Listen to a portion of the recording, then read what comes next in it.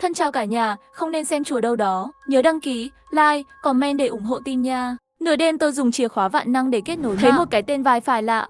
Tôi đang ở dưới giường 303. Phía sau tôi lạnh lẽo bởi vì nhà tôi là 303. Lúc này tôi đang nằm trên giường. Đêm mưa bão tôi ở NH lướt phim. Có thể là nguồn điện bị ảnh hưởng bởi sét. Nhà tôi mất mạng rồi. Đành phải mở chìa khóa vạn năng, tìm kiếm các mạng gần đó. Vậy mà lại nhìn thấy một cái tên wifi. Tôi đang ở dưới giường 303. Trước đây chưa từng thấy. Khoảnh khắc đầu tiên nhìn thấy cái tên này, da đầu tôi tê dại. Bởi vì nhà tôi là 303, mà giờ phút này tôi đang nằm trên giường lướt phim. Hơn nửa đêm đột nhiên nhìn thấy câu nói này, ai đến cũng phải giật mình. Tôi sợ đến nỗi tay run lên, liền ấn vào mạng này. Khi tôi muốn rút lui, đã quá muộn rồi. Chìa khóa vạn năng hiệu quả hơn bao giờ hết, lập tức kết nối với mạng, tín hiệu đầy đủ. Hắn rất cần tôi. Và đồng thời, tôi nghe thấy tiếng động từ dưới gầm giường. Tôi bật ra khỏi giường, toàn thân tê dại. Tôi không dám cúi đầu nhìn, nhưng lý trí khiến tôi bình tĩnh lại. Đột nhiên dưới gầm giường truyền đến một tiếng meo meo. Trong đầu tôi liền thả lỏng, nhẹ nhõm nằm xuống. Một đôi mắt mèo màu xanh lá cây dưới gầm giường nhìn chằm chằm vào tôi. Vừa rồi âm thanh sột soạt đó, quả nhiên là do con mèo béo này làm ra. Lúc này nó nhìn tôi toàn thân xù lông. Được rồi, sao lại căng thẳng? Nhưng dưới gầm giường trống rỗng, không có gì cả. Tôi thật là bị điên. Một cái tên đồ ác ý như vậy mà lại có thể bị dọa thành như vậy. Vẫn chưa thư giãn nửa phút, ngoài cửa liền vang lên tiếng gõ cửa. Tiếng gõ cửa chậm và máy móc. Trong đêm mưa này có một loại kỳ quái không thể giải thích được. Trái tim tôi đập mạnh, liền nhanh chóng đi qua đó. Mắt mèo nhìn ra thì thấy một người đàn ông đứng bên cạnh cửa. Không nhìn thấy mặt, chỉ có thể nhìn thấy một nửa bóng người mặc đồng phục giao hàng. Tiếng gõ cửa vẫn tiếp tục. Đèn trong nhà vẫn còn sáng. Muốn giả vờ không có ai là không được. Tôi không đặt hàng. Cậu đi nhầm rồi. Bên ngoài nói chuyện là một người đàn ông có giọng nói trầm. Cô Vân Tuyệt của 303, số đôi 8976 là bạn phải không? Đó đúng thật là thông tin của tôi. Có phải là người khác đặt hàng cho tôi? Người đàn ông bên ngoài tiếp tục nói. Địa chỉ đặt hàng hiển thị là tòa nhà này. Trong lòng tôi cũng có chút dao động. Có thể thật sự là hiểu lầm. Đặt hàng gì? Một phần nước đường đỏ. Quả nhiên là người quen tôi đặt.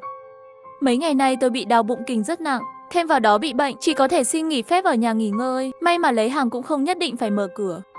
Được rồi, bạn đẩy cửa đi. Cảm ơn. Nghe thấy tiếng túi nhựa đã được đặt xuống đất. Chờ thêm vài phút nữa. Nhìn từ mắt mèo ra, đèn âm thanh bên ngoài tắt hết rồi. Nhân viên giao hàng chắc cũng đi rồi. Đặt tay lên tay nắm cửa. Tôi đang định mở cửa, nhưng nghĩ đến cái tên wifi vừa nhìn thấy. Nửa đêm lại có đồ ăn mang đến không rõ tên. Một cảm giác bất an bao trùm lấy tôi.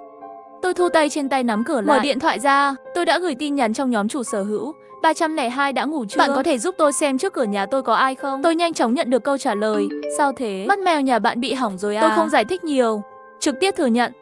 302 rất thoải mái. Lát sau liền đã trả lời tôi. Không có ai. Trên mặt đất có một đơn giao hàng. Tôi thở dài một hơi. Xem ra do tôi nghĩ nhiều rồi. Cảm ơn anh. Ngay khi tôi định mở cửa lấy hàng, điện thoại đổ chuông báo hiệu âm thanh. Đó là yêu cầu kết bạn gửi cho tôi từ 301 đối diện với tôi. Lý do thêm bạn bè, đừng tin tưởng 302. Chéo bên kia là một cô gái, biệt danh uy chắc là Mên. Chúng tôi chưa bao giờ liên lạc. Lúc này đột nhiên gửi đến một tin tức kinh ngạc như vậy. Tôi nhanh chóng đồng ý với lời chấp nhận của cô ấy. Đã có chuyện gì xảy ra rồi sao? 301 giống như tôi không thể nhìn thấy toàn bộ hành lang. Sao anh ta lại nói vậy? 301 giải thích rằng tối nay lúc 8 giờ, lúc tôi đi ra ngoài. Lúc đó trời mưa to, ở dưới lầu gặp phải 302 đi ra ngoài. Tôi vừa quay lại nửa tiếng trước, cửa phòng 302 rất sạch sẽ.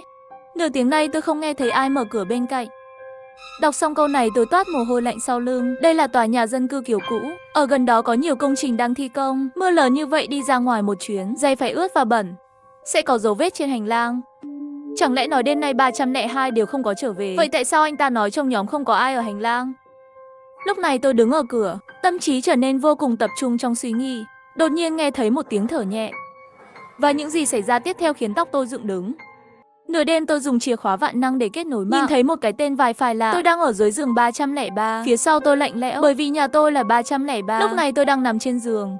Lúc này, ngoài cửa mơ hồ có thể nghe thấy một tiếng thở lạ. Ngay bên kia cánh cửa, tôi vô cùng chậm rãi kiễng chân nhìn ra bên ngoài. Nhìn qua thấy mắt mèo là nhân viên giao hàng vừa rồi. Hắn không có rời đi. Tôi dùng lựu che miệng mình lại, bình tĩnh hô hấp, không dám phát ra âm thanh, run rẩy mở điện thoại muốn gọi cảnh sát. Mới phát hiện vừa rồi khi tôi nghe động tĩnh, 304 hỏi tôi vài câu trong nhóm. Giao hàng của bạn còn muốn không? Tôi nghe nói bạn không mở cửa. Bạn không muốn thì cho tôi nhá. Đói quá. Tôi đang chuẩn bị trả lời anh ta. Đừng ra ngoài. Đột nhiên nghe thấy tiếng cửa 304 mở ra. Anh ấy cũng không đợi tôi trả lời, trực tiếp mở cửa đi lấy rồi. Nhưng cũng không quá bất ngờ. Trước 204 và 403 kết hôn, đặt kẹo hỉ trong thang máy. 304 vậy mà lại lấy hết rồi. Chúng ta đều biết cô ta là một kẻ lợi dụng. Chưa kịp suy nghĩ thêm, cùng lúc 304 mở cửa, tôi nghe thấy một tiếng. Tôi lập tức nhìn ra từ mắt mèo. Đèn điều khiển bằng giọng nói cũng sáng lên, nhưng từ tầm nhìn của tôi nhìn ra, bên ngoài chẳng có gì cả. Bên ngoài có sấm sét đùng đùng, mưa càng to hơn, dường như có thể nhấn chìm mọi âm thanh. Tôi quay đầu lại, nhìn thấy Mimi nhìn dưới gầm giường rất lo lắng. Nhưng tôi đã xác nhận mấy lần rồi, không có gì dưới gầm giường. Trạng thái của Mimi khiến tôi càng thêm bối rối. Đột nhiên bên ngoài có tiếng gõ cửa, nghe phương hướng là nhà 304. Tôi lập tức mở điện thoại ra, hỏi 304 trong trò chuyện nhóm, vì sao bạn đột nhiên mở cửa? Bên ngoài có thấy gì không? 301 tắc 304, có nhà cô tên gì? Một lúc sau, 304 mới trả lời tin nhắn, không thấy gì cả. Trong hành lang tối quá, tôi đụng vào hộp đồng hồ. Hộp đồng hồ ở tầng này ở trước cửa nhà tôi, vị trí đặt không cao, thật sự dễ bị va chạm. 304 không nhìn thấy gì vậy cả. Vừa rồi tôi ở sau cánh cửa, nghe thấy tiếng thở lại là cái gì? Tôi vốn muốn nói chuyện này trong nhóm, nhưng tôi đã mở hộp thoại 301.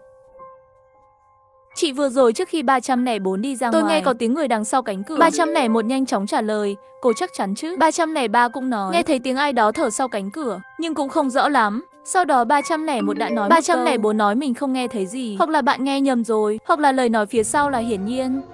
Tim tôi đập mạnh, một cơn sợ hãi quét qua toàn thân. 301 tiếp tục trả lời, tôi sẽ giúp bạn xem ngay bây giờ. Tôi nhanh chóng gõ bàn phím đừng đi ra ngoài. 301 nói yên tâm đi, tôi không ngốc như vậy, sử dụng cửa sổ trời nhỏ trên cửa để giúp bạn chụp ảnh. Tôi nhìn lên, phía trên cửa ra vào có một cái cửa sổ rất nhỏ, có thể kéo vào trong một chút. Vừa nãy vậy mà tôi không nghĩ tới điều đó. Lúc này 301 đã gọi video cho tôi tắt tiếng ngay sau khi kết nối. Trong ảnh tối đen như mực, dưới ánh sáng của đèn báo an toàn ở hành lang, tôi hầu như không thể nhìn thấy đường viền của hành lang. 301 xoay điện thoại một vòng, tôi đã nhìn thấy hành lang từ camera phía sau. Không có ai cũng không có giao hàng, không có cái gì cả. Lúc này WeChat của tôi nhận được một tin nhắn riêng, là từ tầng dưới 204 gửi đến. Vừa nghe thấy tiếng người trên lầu. Là ai vậy? Tôi lập tức trả lời, là 304. 204 lại nói rằng, nước trong phòng nhà vệ sinh của anh ấy sẽ luôn tiếng ồn làm tôi không ngủ được. Nửa đêm, 304 lấy nước đường nâu của tôi rồi, không chạy đi tắm rồi. 204 nói, ngày nào cô ấy cũng tắm vào lúc 8 giờ, không bao giờ thay đổi. Mỗi ngày khi tôi ăn tối thì cô ấy sẽ đi tắm. Tầng trên súng nước, tầng dưới nghe rõ ràng. Sau đó 204 kéo một nhóm nhỏ, kéo tôi và 301 và 403 vào. Tôi đã lặp lại những gì tôi vừa nói với 301. Mọi người cẩn thận nhé, bây giờ trong tòa nhà có lẽ không an toàn lắm. Mọi người đừng ra ngoài. 204 gửi một hàng biểu cảm sợ hãi, thật kinh khủng. Có người đột nhập vào tòa nhà của chúng ta, tôi không chắc chắn. Tiếng thở vừa rồi cũng như vừa có vừa không.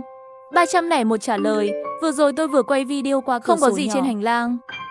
Đã gửi màn hình quay video vừa rồi cho nhóm. Tôi luôn cảm thấy hơi lạ, vẫn là nên cẩn thận thì hơn. Tìm thấy tên wifi từ tôi, cộng với sự nhạy bén của mèo con, với tiếng hét kinh hãi của 304, cuối cùng là dòng nước trong nhà vệ sinh, như một mớ hỗn độn.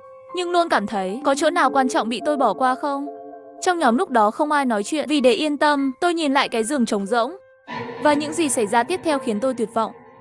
Nửa đêm tôi dùng chìa khóa vạn năng để kết nối mạng, nhìn thấy một cái tên wifi lạ. Tôi đang ở đây, dưới giường 303, sau lưng tôi bởi vì nhà tôi là 303. Lúc này vẫn không nói chuyện 403 cuối cùng cũng lên video ở hành lang đó. Cô có phát hiện ra điểm nào không đúng không? Anh ta là cảnh sát, quan sát tự nhiên mạnh hơn người khác. Tôi mở lại màn hình quay video đó. Màn hình lớn màu đen, góc trên bên phải hành lang là cửa sổ nhỏ của tôi. Không có gì đặc biệt. Tôi trả lời, sao vậy? Có vấn đề gì sao? Mọi người có cảm thấy có một viên gạch lát sàn màu rất đậm. Tôi lập tức phóng to ảnh chụp màn hình ra đầu nổ tung. Dưới hộp điện trước cửa nhà tôi có một khối chất lỏng bất thường trên một sàn nhà. Có phải là máu không? Nếu bị va phải hộp điện, cũng không thể chảy nhiều máu như vậy. 403 tiếp tục trả lời, khi bạn về nhà, cửa có cái đó không? Hộp điện ở trước cửa nhà tôi. Tôi trả lời, lúc tôi về không nhìn thấy cái gì cả. 403 trả lời, tôi đã báo cảnh sát rồi. Tuyệt đối đừng ra ngoài. Tiếng sấm bên ngoài cửa sổ, tay tôi cứ run lên. Nếu những thứ này ở cửa thật sự là máu, vậy 304 bây giờ thế nào rồi? 403 trong khu dân cư tắc cô ấy vào. Bạn có bị thương không? Một lát sau, 304 trả lời trong nhóm, không bị thương, chỉ là rách một chút da thôi. Một vũng chất lỏng lớn như vậy ở cửa, nếu tất cả đều là máu, vậy 304 chắc chắn không thể nào vẫn còn thức. Tôi đang chỉnh sửa văn bản trong một nhóm nhỏ. 403 đã gửi voice trực tiếp trong nhóm chính. Vậy vũng máu ở cửa 303 không phải là của cậu sao? Tôi cứ tưởng 304 không giải thích được, không ngờ anh ấy rất nhanh đã trả lời lại. Cái gì mà một vũng máu? Đó là tôi lấy nước đường nâu đập đầu xuống đất, đổ khắp người tôi. Tôi về nhà thì nhanh chóng đi tắm. Hóa ra là vậy. Không chỉ chất lỏng màu tối ở cửa giải thích được, ngay cả 204 nói tắm trên lầu cũng nói được rồi. Tôi thở phào một hơi, vừa nãy căng thẳng cũng được giải tỏa. Vào một đêm mưa như thế này, khó tránh khỏi thần kinh dị ứng nghĩ quá nhiều. Từ đầu đến giờ, 301 trong nhóm vẫn không nói chuyện. Anh ấy bình tĩnh và lý trí, không biết có ý kiến gì không. Không ngờ lúc này anh ấy lại nói chuyện riêng với tôi. Vừa rồi tôi đã xem video thêm vài lần nữa. Có chuyện tôi muốn nói với cô. Nghe anh ta nói vậy, trái tim tôi đang treo. 301 tiếp tục nói. Có ai dưới gầm giường phía sau bạn không? Nhìn thấy câu này, chân tôi đột nhiên không thể đứng vững được, gần như chôn chân tại chỗ. Vừa kiểm tra mấy lần rồi, dưới gầm giường trống rỗng. Tôi gần như quên mất rồi tên của trò đùa đó. Bây giờ, lời nguyền trong wifi này lại xuất hiện.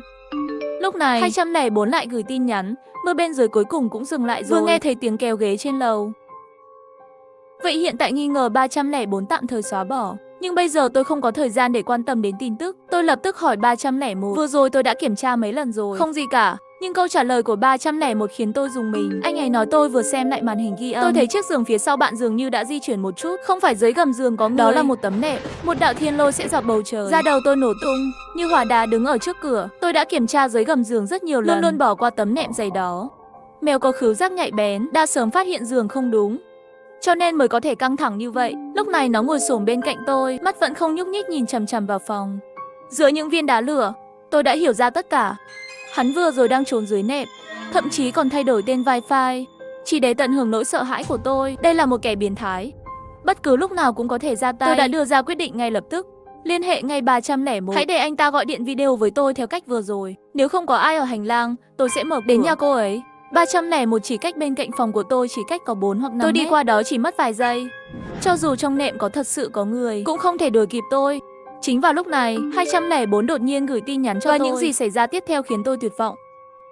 Nếu bạn có một người lạ dưới nệm, cậu sẽ làm gì? Câu trả lời là nhanh chóng chạy. Tôi vừa nói rằng nếu không có ai ở hành lang, tôi sẽ mở cửa và đến nhà anh ta. 301 phản đối trước. Không được. Bây giờ trong tòa nhà không biết là tình huống gì. Cứ ở nhà chờ cảnh sát đến. Lúc này 204 ở trong nhóm tắc tôi đến tìm bạn rồi. Còn chưa kịp phản ứng lại, tôi đã nghe thấy tiếng giày cao gót đi trên hành lang. Không chỉ tôi nghe rõ, 301 cũng nghe rất rõ. Anh ấy lập tức tắc 204. Tại sao không nghe? 204 nói, tôi có chút hơi sợ. Muốn đi tìm chị Văn Tuyệt, chúng tôi cùng nhau chờ cảnh sát. Lúc này trong đầu tôi đang rối tung lên, trạng thái chịu đựng tinh thần gần như đạt đến giới hạn. Tôi không dám kiểm tra nệm. Nhưng 204 đến nhà tôi cũng không hẳn là chuyện xấu. Âm thanh của giày cao gót đi rất nhanh. Đến cửa nhà tôi thì đã dừng lại rồi. Chị Văn Tuyệt mở cửa ra, nhìn từ mắt mèo. Bên ngoài đúng là mặt số 204. Trong hành lang tối tăm, mặt cô ấy trắng một cách hơi quá, môi đỏ như máu. Tôi đặt tay lên tay nắm cửa muốn để cho cô ấy đi vào. Nhưng nhận được tin nhắn từ 403, đừng mở cửa. 204 tối nay có chút không đúng. Nói xong anh ta gửi cho tôi một ảnh chụp màn hình trò chuyện vừa này mới xảy ra đó. 403 hỏi anh ta, về đi du lịch Quảng Châu không mua được còn nữa. Đi không? 204 trả lời, vậy thì không đi nữa. Một cuộc trò chuyện đơn giản. Lúc này 403 lại gửi tin nhắn cho tôi. Nhưng tôi căn bản không nói với anh ta đi qua Quảng Châu. Phía sau tôi lạnh lẽo. 204 vẫn đang gõ cửa bên ngoài. Tần suất gõ cửa ngày càng nhanh. Thấy tôi chần chừ không mở cửa, cô ấy gửi tin nhắn trong nhóm, mau mở cửa đi. Hình như tôi nghe thấy ai đó đi lên cầu thang. 204 là người bạn duy nhất ở đây của tôi. Tôi phải tin những gì 403 nói. Để anh ta ở ngoài một mình. Tôi nói với bên ngoài, khóa cửa ở bên trong mở không ra được bạn nữa. Tìm chỗ để chìa khóa dự phòng đi. Mở cửa từ bên ngoài vào trong đi. Khi nói câu này, mắt tôi dán vào mắt mèo. Mặt ngoài như tờ giấy trắng. Không có phản ứng gì. Tôi nhìn cô ấy từ từ ngồi xổm xuống. Không còn trong tầm nhìn của mắt mèo nữa. Trong lòng tôi lạnh lẽo. Người bên ngoài không phải là 204. Trước đây tôi luôn để chìa khóa dự phòng đặt trong hộp điện.